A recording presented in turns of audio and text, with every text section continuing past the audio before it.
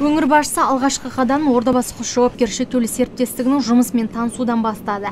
Кәсіпорын өндік етін өндіру, күрке тауық өсіру, бордақылау ісімен айналысады. Фабриканың қуаттылығы жылына 8110 тонна тірі салмақта күрке тауық етін өндіруге жетеді. Өткен жылы тауардың 60% ішкі нарыққа, 40% Ресей мен Қырғызстанға жіберілген. Мекендерін біз 105 күнде соямыз, 10-12 килограммен соямыз. Қораздарын 130 күнде соямыз, 125 күн аралығында 18-20 килограмға тірідей салмағы. Сол кезде өзінің мынау семіру дейді дәрежесіне барлық жағынан толық. Үдемелі индустриалды инновациялық даму мемлекеттік бағдарламасы аясында іске қосылған кәсіпорында бүгінде 415 адам тұрақты жұмыспен қамтылған. Айта өтейік, күрке тауық өсірумен айналысатын Ордабасы құс жауапкершілігі шектеулі серіктестігі 2016 жылы алтын сапа жыл үздігі марапатына ие болған еді.